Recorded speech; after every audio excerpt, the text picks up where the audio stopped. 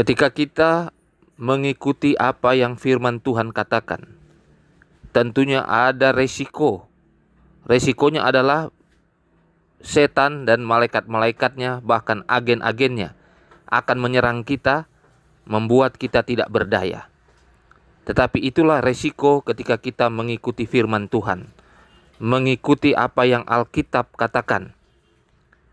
Saudara-saudara sekalian, bertahun-tahun yang lalu, ada seorang anak yang bernama Oscar.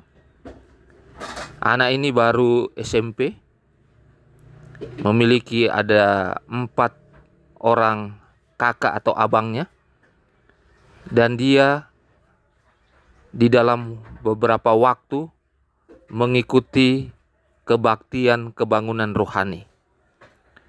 Pada masa itu kebaktian kebangunan rohani yang diadakan selama 40 hari atau 40 malam dan sangat lama. Anak ini sebelumnya belum mengetahui banyak tentang kebenaran firman Tuhan. Tetapi di dalam KKR ini, di mana ketika dia menghadiri secara sembunyi-sembunyi karena dilarang oleh orang tua dan juga abang-abangnya, dia mendengarkan dari jarak yang jauh. Setiap malam dia hadiri KKR ini. Dan akhirnya pada penghujung KKR ini, dia menerima Yesus sebagai juru selamat melalui baptisan yang kudus dengan baptisan yang diselamkan. Saudara-saudara sekalian, ketika habis dibaptiskan, abang-abangnya yang melihat dia, menangkap dia, lalu memasukkan dia di satu peti yang terbuat dari kayu.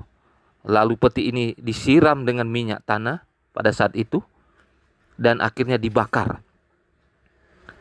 Saudara-saudara, pada saat yang sama, ayah atau orang tua dari anak ini, dari Oscar, muncul dan melihat ada peti yang sementara terbakar dan ada anak-anaknya berada di sana.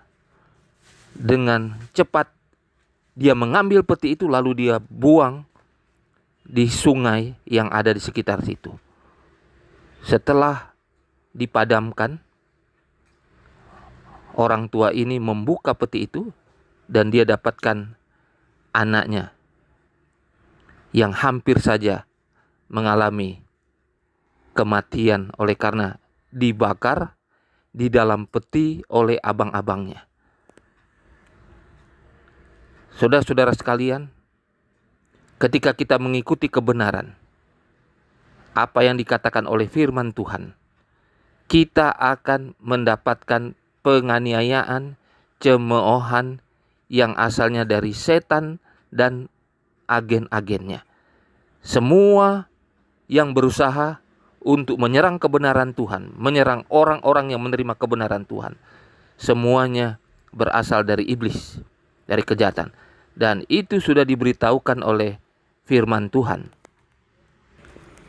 Rasul Paulus di dalam 2 Tesalonika 3 ayat 12 dikatakan, memang setiap orang yang mau hidup beribadah di dalam Kristus Yesus akan menderita aniaya. Saudara-saudara sekalian, janji yang Tuhan berikan di dalam firman Tuhan, bahwa setiap orang yang mengikuti kebenarannya, mengikuti apa yang firman Tuhan katakan, bukan diberikan kemudahan, bukan diberikan berkat besar, tetapi dia akan memberikan penjagaan dan perlindungan kepadanya. Malahan dalam firman Tuhan dikatakan, kita harus siap menghadapi resiko di mana kita akan dianiaya, menderita. Inilah yang dikatakan oleh firman Tuhan. Tetapi kita perlu mengikuti apa yang firman Tuhan katakan. Ketika Yesus masih berada di dunia ini, dia memberikan satu khotbah. Dan khotbah yang berada di bukit tentang ucapan bahagia, salah satunya terdapat di dalam Matius pasal yang kelima, ayat yang ke-10 dan ke-11. Firman Tuhan berkata, "Berbahagialah orang yang dianiaya oleh sebab kebenaran, karena merekalah yang empunya kerajaan surga."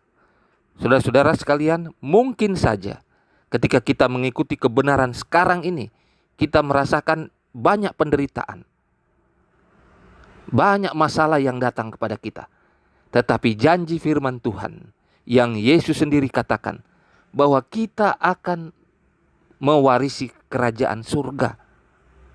Di dalam ayat selanjutnya, Matius 5 ayat 11 dikatakan, "Berbahagialah kamu jika karena aku kamu dicela dan dianiaya, dan kepadamu difitnahkan segala yang jahat. Oleh karena Kristus, oleh karena kita mengikuti kebenarannya, kalau kita sampai dianiaya, dicela, Yesus katakan berbahagia. Karena kita berada di dalam kebenaran yang sebenarnya. Dan itulah resiko ketika kita mengikuti kebenaran. Bahkan ancamannya bisa kematian. Tetapi ayat 12 katakan, Matius 5 ayat 12, "Bersukacita dan bergembiralah, karena upahmu besar di sorga. Sebab demikian juga telah dianiaya nabi-nabi yang sebelum kamu." Saudara-saudara, banyak nabi dan rasul yang sudah mengalami hal yang sama, dianiaya, bahkan mati oleh karena membela kebenaran Kristus. Dan itu juga akan menjadi bagian kita sekarang sebagai umat Tuhan, sebagai orang-orang yang mengikuti kebenaran Yesus. Resikonya kita akan dianiaya. Tetapi janji Tuhan katakan berbahagia kita nanti, karena kitalah yang akan mewarisi kerajaan surga. Karena sudah banyak nabi, rasul, orang-orang yang dahulu kala, bahkan sebelum kita, mereka juga mengalami yang sama. Mereka mati di dalam kebenaran, mati oleh karena Kristus. Jadi inilah yang perlu menjadi bagian kita. Jangan pernah takut ketika kita melangkah di dalam kebenaran Kristus, karena kita bersama Kristus.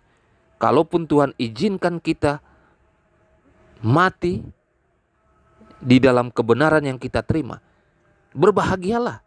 Karena itu cuma sementara di dunia. Kita akan dibangkitkan, akan menerima kehidupan yang kekal. Jadi kalau kita dikatakan berbahagia, karena apa yang kita alami di dunia ini tidak sebanding dengan kemuliaan kehidupan yang kekal yang akan kita terima saat Yesus Kristus datang kedua kali menjemput kita. Itulah yang akan menguatkan kita semuanya. Tuhan memberkati kita.